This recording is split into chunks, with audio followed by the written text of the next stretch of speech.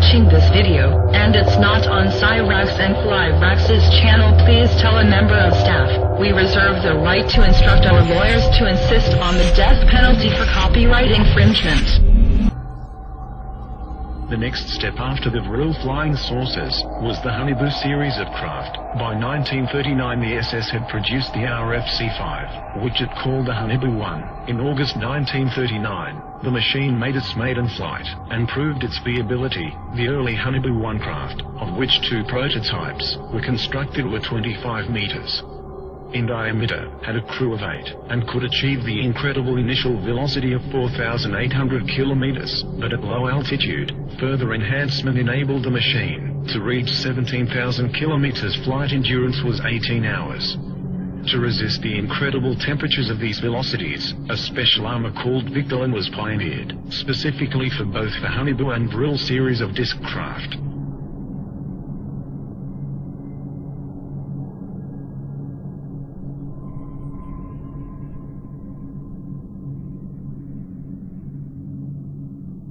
The Honeyboo 1 had a double hull of Victolan. The early models also attempted to test out a rather large experimental gun installation, the twin 60mm KSK strong ray cannon. It has been suggested that the ray from this weapon made it a laser, but it was not. It could transmit a powerful energy burst suitable to pierce up to 4 in of enemy armor. When a Vril 7 was shot down by the Russians in 1945, a similar underbelly-mounted KSK gun was destroyed, with debris recovered from the battle site. The heavy gun installation, however, badly destabilized the disc, and in subsequent Honeyboo models lighter MG and MK cannon was supposedly installed. The Honeyboo 1 first flew in 1939 and both prototypes made 52 test flights.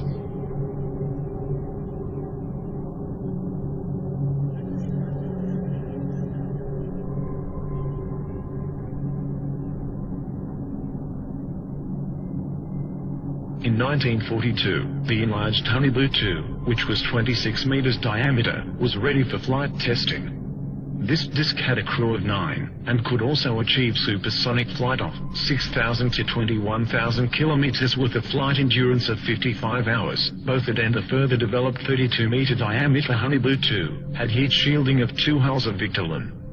The craft were constructed and tested between 1943 to 44.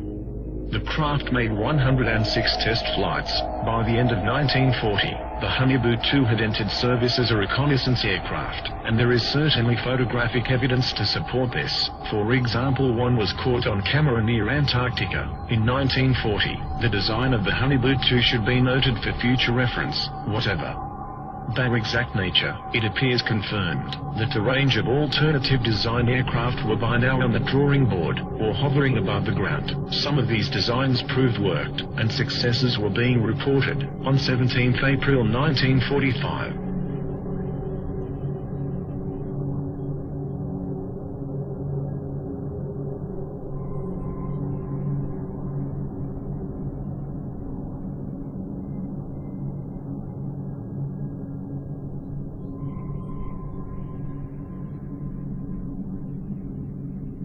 by 1944, the perfected war model, the Honeyboo 3, was tested.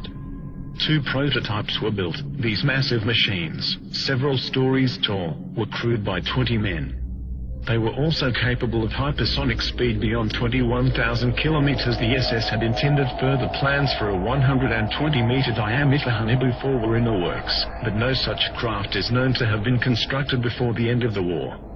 However, these new technologies were coming online too late, for the war was already being lost and won. Within months the Allies and Russians had poured into Central Europe. Hitler was thought dead and the war apparently over, and as soon as the war was over, ghost rockets started appearing over Scandinavia, and within 2 years flying saucers were being reported wholesale over mainland United States. It was no coincidence.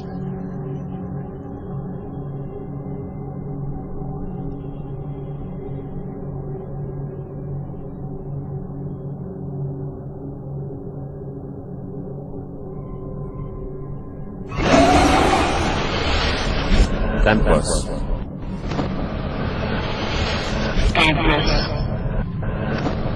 Templos. Templos.